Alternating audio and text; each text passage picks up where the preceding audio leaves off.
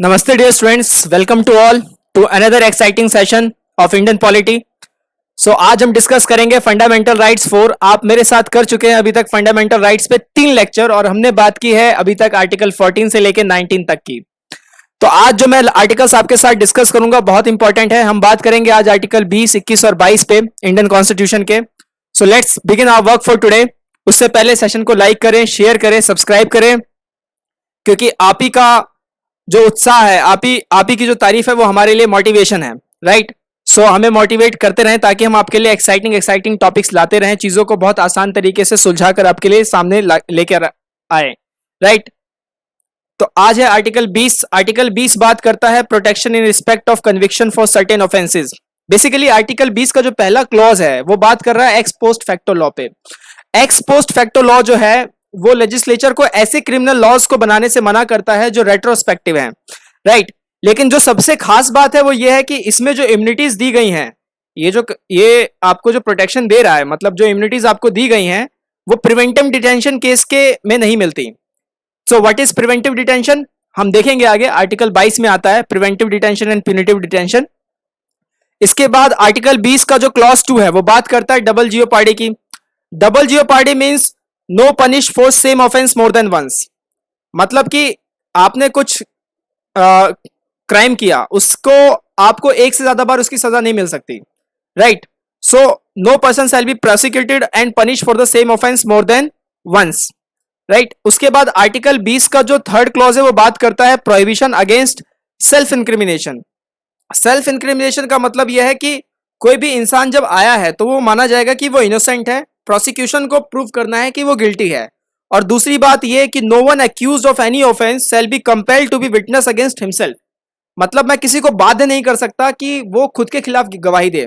Like आपने एक movie देखी होगी वीर ज़ारा, मुझे मालूम है आप में से काफी सारे एसआरके के फैंस हैं। तो वीर ज़ारा जो आपने मूवी देखी होगी उसमें शाहरुख खान को कंपेल किया जाता है कि आप भाई विटनेस करो।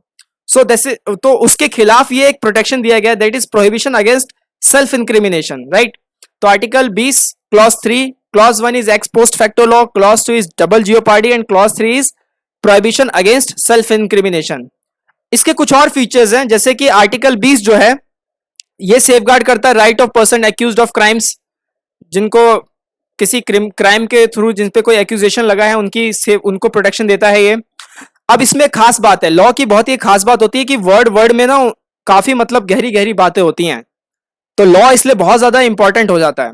अब देखिए यहाँ पे वर्ड है person, rights of person accused of crimes. तो पर्सन का मतलब क्या, आप पर्सन में किसको कंसीडर करेंगे? तो यहाँ पर्सन का मतलब है citizens, non citizens and corporations, right. ये आप ध्यान रखिएगा। आर्टिकल 20 सभी के लिए अवेलेबल है, सिटीजन्स प्लस नॉन सिटीजन्स। जो सिर्फ इंडियन सिटीजन के लिए अवेलेबल है वो कौन से आर्टिकल से आप मुझे बताएं। तो आपका पहला सवाल कि वो कौन से आर्टिकल है जो सिर्फ और सिर्फ भारतीयों के लिए अवेलेबल है, राइट। उसके बाद article 20 can not be suspended during emergency as per article 359। तो 359 के तहत इसे हम सस्पेंड नहीं कर सकते। उसके बाद अगर आप इसे सस्पेंड नहीं कर सकते तो मतलब कहीं ना कहीं ये यूनियन और स्टेट लेजिस्लेचर पे एक तरीके का लिमिटेशन है। तो ये लिमिटेशन भी है on the powers of union and state legislature. I hope यहां तक आपको सारा समझ में आ गया होगा। यहां जो सबसे इंपॉर्टेंट बात है वो समझना कि पर्सन में क्या क्या आएगा, राइट। देखिए लॉ बहुत ही ज्यादा डीप बातें बोलता है। जैसे अगर कोई आपसे सिंपल पूछे कि what is the definition of law, what is law, तो आप क्या जवाब देंगे? लॉ है क्या? इसका एक बहुत ही खूबसूरत सा जवाब है, ऐसी चीजें जो अपने आप को रिपीट करे वो लॉ है। ये क्या बात कह दी आपने, ये कैसे हो सकता है? बिल्कुल सही कह रहा हूं मैं, ऐसी चीजें जो अपने आप को रिपीट करती रहे, जो रिपीटिशन में है, that is called as law. जैसे फॉर एग्जाम्पल आप एप्पल ले लीजिए, एप्पल के बीज से आप बहुत सारे एप्पल्स बना सकते हैं, तो वो उसका रिपीटिशन नेचर है, तो वो एप्पल का लॉ है। आप एप्पल के बीज से बनाना नहीं बना सकते, राइट। ऐसी चीजें जो रिपीटिशन में चलती जा रही हैं ये नेचर का लॉ है। तो हम लोग लॉज से बंधे हुए हैं। जिस लॉ की मैं अभी बात कर रहा हूं ये कॉन्स्टिट्यूशनल है, क्योंकि हमारा देश तो डेमोक्रेसी के बेस पे चलता है, कॉन्स्टिट्यूशन के आधार पे चलता है, तो ये कॉन्स्टिट्यूशनल लॉज हैं। ऐसे लॉज जो हम एनवायरमेंट में जब हम पढ़ेंगे, एनवायरमेंट पे जब हम बातें करेंगे तो फिर वहां पे नेचुरल लॉज आ जाते हैं जो नेचर कंडक्ट करती हैं, राइट। तो what is law? That repeat itself, ठीक है, जो अपने आप को रिपीट करता रहे। इस बात को आप ध्यान रखिएगा। Next is article 21, freedom of person. क्या है आर्टिकल 21? बहुत ही इंपॉर्टेंट है। पहला पॉइंट पढ़ते हैं, पहला बिंदु, no person deprived of his life and personal liberty except according to procedure established by law. यहां पे एक वर्ड फिर से आ गया है, मैं दोबारा बता रहा हूं। जैसे यहां पे वर्ड था पर्सन, वहां पे भी एक बहुत ही खतरनाक वर्ड आया है, that is procedure established by law. ठीक है, ये जो वर्ड है इसको ध्यान रखिएगा आप, not due process of law क्या है उस पर भी हम देखेंगे। उसके बाद article 21 is the liberal interpretation of supreme court. ये सुप्रीम कोर्ट ने बोला है कि आर्टिकल 21 जो है वो लिबरल इंटरप्रिटेशन है सभी आर्टिकल्स का। उसके बाद ये पार्ट 3 एंड पार्ट 4 का बैकबोन भी है। तो पार्ट 4 में क्या आता है बताइएगा मुझे। उसके बाद it is the most fundamental among all articles, ये भी है। It is only against states but not against individuals, तो ये सिर्फ और सिर्फ स्टेट के खिलाफ है, इसको आप ध्यान रखिएगा। It is reasonable, fair and just but not arbitrary and fanciful. Arbitrary नहीं है, फेंसीफुल नहीं है, लेकिन रीजनेबल है। It has many inferred rights, तो क्या है इनके इन्फर्ड राइट्स, ये है इनके इन्फर्ड राइट्स, ये जो टेबल मैंने यहां बनाई हुई है। Right to live with dignity, right to livelihood, right to privacy जो कि काफी चर्चा में था, ठीक है। उसके बाद right to shelter, right to health, right to free education. एक और चीज है यहाँ पे राइट टू हेल्थ, तो राइट टू हेल्थ से आप मुझे बताइएगा, क्योंकि अभी कोविड चल रहा है, पेंडेमिक है, और हमने अपने हेल्थ इंफ्रास्ट्रक्चर को देखा है कि कितना वो डाउन है, तो हेल्थ एक बहुत बड़ा इशू रहेगा। तो आज के लिए आपका दूसरा सवाल कि हेल्थ कौन से लिस्ट में आता है। Second question for the day, वो यूनियन लिस्ट में आता है या स्टेट लिस्ट में आता है। उसके बाद तीसरा सवाल आपका कि 15th फाइनेंस कमीशन, जी हाँ बिल्कुल सही सुना आपने, मैं कह रहा हूं बात कर रहा हूं 15th फाइनेंस कमीशन। तो 15th फाइनेंस कमीशन के चेयरमैन कौन थे और उनकी थीम क्या थी, उन्होंने जो रिपोर्ट पेश करनी थी उनकी थीम क्या थी। उनके 2 रिपोर्ट्स आने थे, कभी अक्टूबर में आएगी, तो उनकी थीम क्या थी ये भी मुझे बताइएगा आप कमेंट थ्रेड में। उसके बाद right to free legal aid, right to speedy trial, right against handcuffing, right against confinement, right against rape, यहां भी इंपॉर्टेंट है, पिछले साल काफी चर्चा में रहा था, जैसे जीएस वर्मा कमेटी टाइप जो रेप से संबंधित है। उसके बाद राइट अगेंस्ट ऑनर किलिंग, ठीक है, राइट टू ट्रेवल फॉरेन, इस तरीके से काफी सारे इन्फर्ड राइट्स हैं हमारे पास। उसके बाद जुडिशरी इसको लेके क्या कहती है, आर्टिकल 21 को लेके। Article 21 available only against arbitrary executive action not from arbitrary legislative action, that is the ruling in A K. Gopalan versus state of Madras case 1950। A K. Gopalan case बहुत ही ज्यादा इंपॉर्टेंट हो जाता है, क्योंकि ए.के. गोपालन केस की वजह से ही फंडामेंटल राइट्स पे क्या लगाई गई है, रीजनेबल रिस्ट्रिक्शंस, कि स्टेट जो है वो रीजनेबल रिस्ट्रिक्शंस लगा सकती है। क्योंकि ए.के. गोपालन के केस में ही कहा गया था कि जो आदमी है वो इच्छाओं से भरा हुआ है, उसके पास बहुत सारी इच्छाएं और बहुत सारी महत्वाकांक्षाएं हैं, तो जैसे ही वो इन इच्छाओं को प्राप्त करने के लिए अनकंट्रोल हो जाता है तो उसे कंट्रोल करना जरूरी है, इसलिए रीजनेबल रिस्ट्रिक्शन जरूरी है। ये आप ध्यान रखिएगा, ए.के. गोपालन केस में ये वर्डिंग आई थी। सो इसी को लेके ही इन्होंने कहा था कि आर्टिकल 21 जो है it is only available against arbitrary executive action not arbitrary legislative action. उसके बाद article 21 procedure established by law not by due process of law.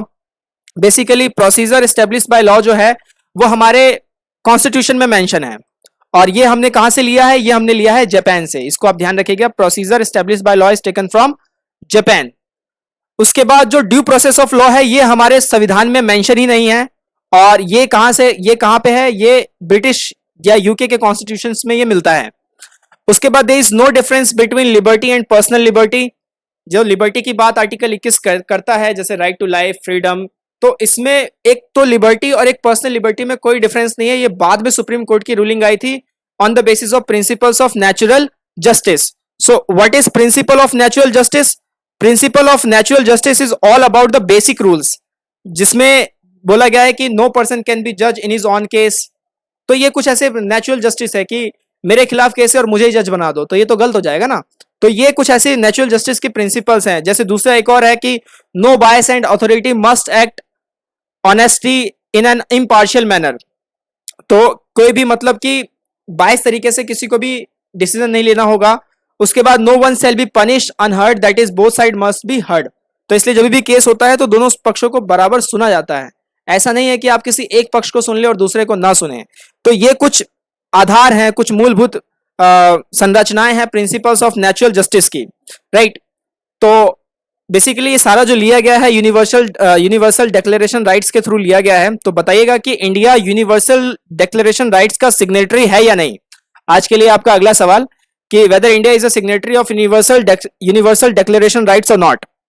उसके बाद आर्टिकल 21A, आर्टिकल 21A बहुत इंपॉर्टेंट, राइट टू एजुकेशन। फिर से देखिए Covid pandemic, हम health और एजुकेशन पे ही बात कर रहे हैं, यही सबसे ज्यादा हर्ट होते हुए दिखाई दे रहे हैं। हालांकि काफी चीजें हर्ट हुई हैं, इकोनॉमी भी हर्ट हुई है, लेकिन इकोनॉमी कोविड से पहले भी थोड़ी अपनी स्लो रफ्तार में थी, लेकिन एजुकेशन और हेल्थ सेक्टर पूरी तरीके से डिवास्टेटेड हुए हैं। Article 21 right to education, basically 86 amendment act 2002, और इसी को बोला गया था सेकंड डॉन ऑफ रेवोल्यूशन। इसमें एक जो इंपॉर्टेंट बात है जो आपको याद रखनी है, एज ग्रुप आप याद रखिएगा, यहां पे 6 से 14 का एज ग्रुप बोला गया है, ठीक है, तो इसको आप ध्यान रखिएगा, राइट टू एजुकेशन बहुत ही इंपॉर्टेंट। साथ ही साथ अभी कुछ हाल ही में पिछले साल 2019 में कुछ इसमें अमेंडमेंट हुआ था एजुकेशन को लेके कि नो डिटेंशन पॉलिसी लाई गई थी। जैसे पहले क्या था कि 8वीं तक के बच्चों को सिंपल पास करना है, उन्हें डिटेन नहीं करना है, तो इस पॉलिसी को बदलाव किया गया कि ये जो नो डिटेंशन पॉलिसी है इसको हटाया जाए, सेंटर इस पे कुछ भी नहीं कहेगी, और ये राज्य को दे दिए गए कि आप डिसाइड कर लीजिए कि नो डिटेंशन पॉलिसी रखना है कि नहीं रखना है। मतलब बच्चों को 8वीं क्लास तक सीधा पास कर दें या फिर उनको फेल करते रहें, क्योंकि काफी सारे ऐसे केसेस आ गए थे, आत्महत्याओं के केसेस आ गए थे, डिप्रेशन के केसेस आ गए थे, जिसके वजह से सरकार ने नो डिटेंशन पॉलिसी लॉन्च की थी, राइट। तो ये कुछ करंट इवेंट की news, connecting the dots, right. उसके बाद है हमारा article 22। Article 22 basically protection against arrest and detention. आपको अगर अरेस्ट किया जाता है, डिटेन किया जाता है, तो आपके पास क्या क्या प्रोटेक्शन है, क्या क्या राइट्स है, तभी भी आपको लॉ राइट्स देता है, अधिकार देता है, यह बहुत बड़ी बात है। क्या कहता है आर्टिकल 22 का clause 1, right to every person who is arrested to be informed of the cause of his arrest and to consult and defended by lawyer of his choice. मतलब मैंने आपको अरेस्ट किया है, मैं पुलिस हूं, मैंने आपको अरेस्ट किया है, तो आपके पास पूर्ण अधिकार है कि आप पूछे कि भाई मुझे किस बिना पे अरेस्ट किया गया है, और मेरे पास, मैं लॉयर को भी बुला सकता हूं, डिफेंड कर सकता हूं, राइट। उसके बाद आर्टिकल 22 क्लॉज 2 कहता है every person arrested and detained in custody shall be produced before the magistrate within 24 hours। आपको गिरफ्तार किया गया, 24 घंटे में आपके मजिस्ट्रेट के सामने पेशी होगी। उसके बाद आर्टिकल 22 का जो क्लॉज 3 है वो कहता है कि आर्टिकल 22 का जो क्लॉज 1 एंड 2 है ये कहाँ लागू नहीं होंगे, ये एनिमी एलियन पे लागू नहीं होंगे, जो हमारे शत्रु देश हैं या जो हमारे शत्रु हैं उन पे ये लागू नहीं होंगे। और दूसरा, ऐसे लोग जिन्हें प्रिवेंटिव डिटेंशन के अंदर कैद किया गया है या अरेस्ट किया गया है। तो प्रिवेंटिव डिटेंशन मतलब डिटेंशन जो है वो दो तरीके के हैं, punitive and preventive. Punitive detention basically बात करता है कि आपको जो अरेस्ट किया जाएगा प्रॉपर ट्रायल के बाद ही अरेस्ट किया जाएगा। मतलब कि क्या, मतलब ये कि आपके पास पूरा मौका है खुद को प्रूव करने का कि आप निर्दोष हो, आप बेगुनाह हो। लेकिन प्रिवेंटिव डिटेंशन में ऐसा नहीं होता। प्रिवेंटिव डिटेंशन में विदाउट ट्रायल ही आपको अरेस्ट किया जाता है on the basis of that you are a threat to the society और some kind of a defence और नेशनल सिक्योरिटी। तो इसको लेके प्रिवेंटिव डिटेंशन है, जैसे अभी जम्मू कश्मीर में क्या हुआ है, सभी को प्रिवेंटिव डिटेंशन के अंदर ही रखा गया है और वहां काफी सारी हेबियस कॉर्पस पिटीशंस फाइल की गई हैं। उस पर फिर कभी हम बात करेंगे, एक बहुत ही अलग सा इशू है जम्मू कश्मीर। आर्टिकल 22 क्लॉज 4 ये कहता है कि जो डिटेंशन किया गया है वो 3 महीने से ज्यादा नहीं होना चाहिए, और अगर हो रहा है 3 महीने से ज्यादा आपको रखा गया है तो एक एडवाइजरी बोर्ड की रिपोर्ट पे ही आपको 3 महीने से ज्यादा वो एक्सटेंड किया जाएगा, ठीक है। और ये बोर्ड में कौन होंगे, हाई कोर्ट के बेसिकली जजेस होंगे। तो इसकी जो मैक्सिमम लिमिट है वो तो 3 महीने है, लेकिन इसे एक्सटेंड कर सकते हैं on the report of advisory board, right. तो आई होप आज आपको सारा समझ में आ गया होगा। मैं एक बार फिर से आपको सारी स्लाइड्स दिखा देता हूं। That is article 20 x post facto law, double jeopardy, prohibition against self incrimination, फिर कुछ फीचर्स, फिर आर्टिकल 21, फिर आर्टिकल 21 और judiciary, principles of natural justice, second dawn of revolution किसे कहा जाता है ये भी हमने देखा। इसके बाद आर्टिकल 22 जिसमें protection against arrest and detention, इसमें हमने प्यूनिटिव और प्रिवेंटिव डिटेंशन दोनों के बारे में जाना। और आज का क्वेश्चन ऑफ द डे आपके लिए, which one of the following was described by Dr. B.R. Ambedkar as the heart and soul of Indian Constitution? तो B.R. अम्बेडकर साहब ने किसको संविधान का हार्ट एंड सोल कहा है? Option A right to freedom of religion, option B right to property, option C right to equality और option D right to constitutional remedies. So the correct answer is option D, right to constitutional remedies. Article 32 में आता है, पढ़ेंगे इनको हम आगे से। Basically habeas corpus, certiorari, mandamus, prohibition and quo warranto, तो इन सबको हम देखेंगे क्या है ये सारी चीजें। बने रहिए मेरे साथ। आज के लिए मेरी तरफ से इतना ही, और कुछ पीटी रिसोर्सेज आपके लिए, इनका यूज करते रहें। Till then take care, bye bye, नमस्ते, जय हिंद।